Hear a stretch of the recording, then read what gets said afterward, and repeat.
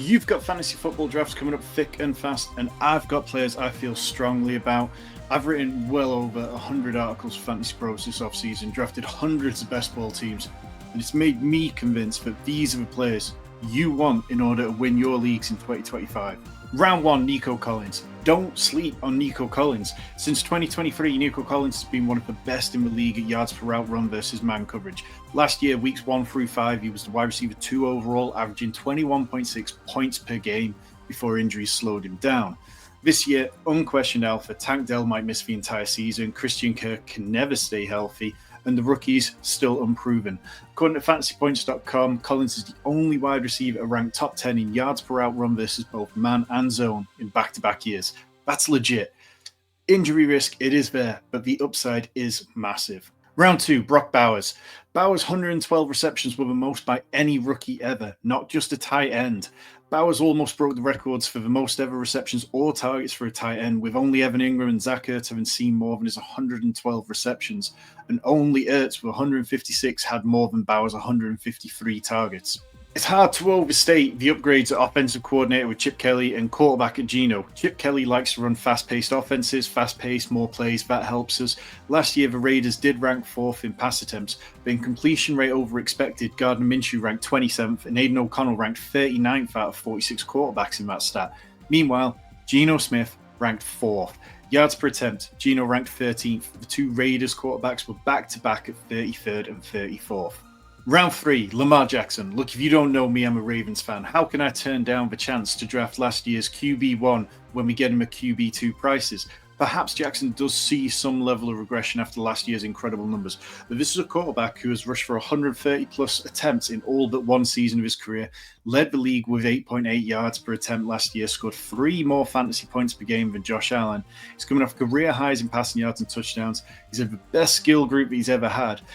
Rashad Bateman had his best ever year. Zay Flowers became the Ravens' first ever Pro Bowl wide receiver. Look, there aren't too many true difference makers in the league.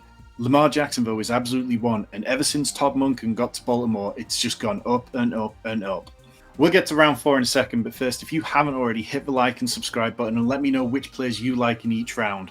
Round 4, Davante Adams, wide receiver 18 overall. Puka Nacua has 9 receiving touchdowns on 266 targets over the last couple of years. We love that volume of targets, don't get me wrong, but the touchdowns, that's pretty poor. Brian Thomas Jr. had more last year as a rookie alone. Adams looked great last year once he got out of Las Vegas. He averaged 2.2 yards per route run, 76.6 yards per game. Matthew Stafford, when he's healthy and he locks in, he can be excellent. Now Stafford, yes, the injury risk is a little bit annoying right now, but I feel like by the time that the fantasy games really start to count, this is going to pay off to a big number. The Rams, they needed somebody like Davante Adams. Last year, Cooper Kupp could not get open. He ranked 108th out of 116 qualifying receivers in ESPN's open score metric. Meanwhile, Davante Adams, 58th.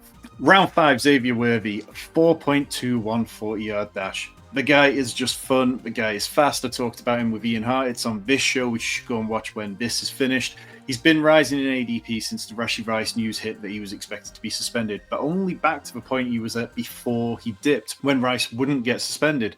He's still available in that pick 40 range on Underdog, but consensus ADP on Fantasy Pros, Fantasy Life has him down at 53. Last year, he saw 17 passes of 20-plus yards, but only caught 3, which doesn't sound great. But he only had a 41% catchable target rate, which ranked 61st among my wide receivers with 10-plus deep targets. Now, part of that is on Patrick Mahomes. We just have to put it on him. He said extensively this offseason that he wants to be better in the deep game this year. It's a real emphasis for him, so I think that he'll be taking a larger target share during Rashee Rice's suspension, but we'll also see him more involved downfield, and I have every belief that Patrick Mahomes can correct those deep ball issues. Round 6, Calvin Ridley, very much been one of my guys all off-season. Only 7 teams have their wide receiver 1 drafted later than Calvin Ridley goes right now. Now, among wide receivers with 50-plus targets last year, Calvin Ridley ranked 78th in catchable target rate out of 85 players. Will Levis, you were responsible for killing Calvin Ridley's fantasy value last year. When Ridley did get the ball and when it was catchable, he ranked 15th in missed tackles forced, 8th in yards per reception. With better quarterback play, he's going to have a bounce-back season. The camp reports have been positive about Cam Ward all season. And Calvin Ridley has been over 1,000 yards in each of his last 3 healthy seasons, so I'm expecting him to go even better this year. Round 7, Emeka Egbuka. Look, You might need to reach to get a Mecha Egbuka before this point, but right now, his ADP is round 7, and it's not moving up that quickly. And it's a big reminder to not sweat landing spots. There's no point coming out of a draft and worrying, oh, I like that player, but I can't take them now because they landed in this crowded receiver room. Well, now Jalen McMillan's on IR, possibly till week 10 or so due to a severely sprained neck. Chris Godwin is still recovering from a dislocated and fractured ankle, not going on IR to start the season, but unlikely to even start practicing until week 2. The reviews out of training camp have been so effusive for Egbuka. This is a player who had over 23% targets per route run share over his last 3 seasons in college, and I think he's going to walk straight into a large volume role from the get-go. I have him as my wide receiver 30. He's currently wide receiver 36 in consensus ADP, and I want to be aggressive with Egbuka and get him in plenty of drafts. Round 8, Tucker Kraft. 2024 was a beautiful year for Tucker Kraft truthers like this guy. Their faith in him was rewarded handsomely as he outplayed Luke Musgrave. We saw that the previous year towards the back end. And Kraft, he led the Packers with 7 touchdowns. That was only 1 fewer than George Kittle, 3 fewer than Mark Andrews. No other tight end scored more. Kraft was an absolute yards after the catch monster, led all tight ends with 50-plus targets at 9.38 yards after the catch. No other tight end had more than 7. So we know he can be elite when he's got the ball in his hands. We know he can be elite at getting into the red zone. And the Packers, if they're a more well-rounded offense, less of a run-first approach this year, and they pass the ball more, which we expect considering we spent a first-round pick on Matthew Golden, then that really could help Tucker Kraft jump up to be a top 4, top 3 tight end. Round 9, Justin Fields.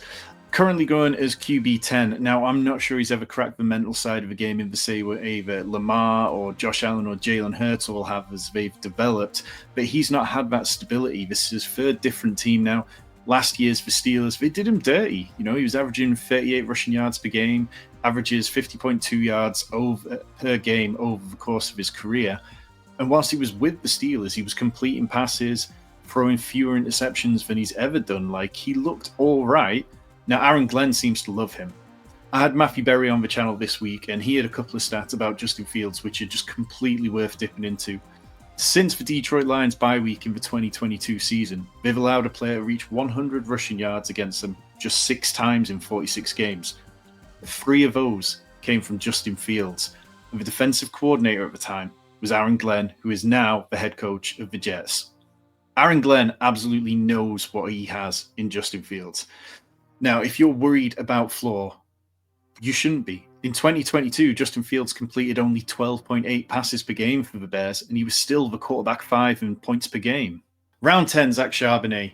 He had 4 games where he touched the ball 15 or more times last year, and in 3 of those, he finished as a top 8 running back, scored 17 points, 25 points, and 38 points. Ranked 12th in yards per target and have the 4th highest catch rate among running backs with 25 or more targets at 91%. That's the kind of security blanket that Sam Darnold is absolutely going to love.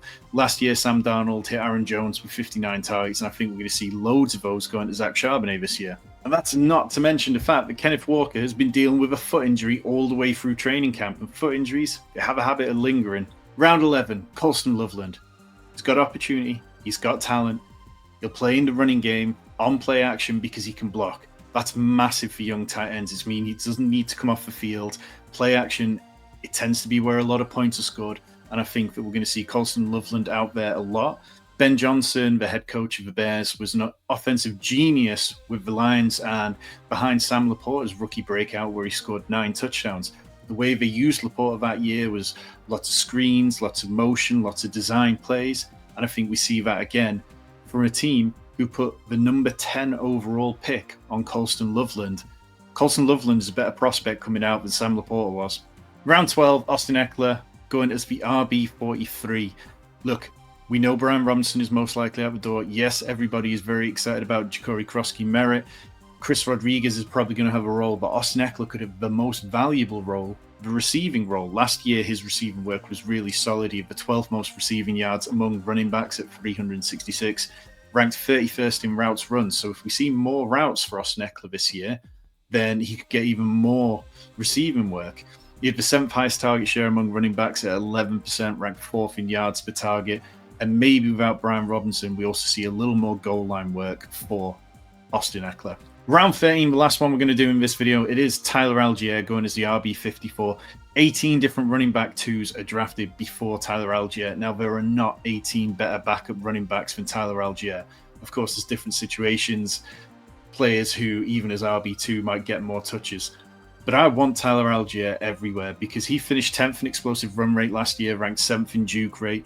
He's got solid standalone value over the last 2 years. He's had 6 running back 3 top 36 weekly finishes in each of those seasons.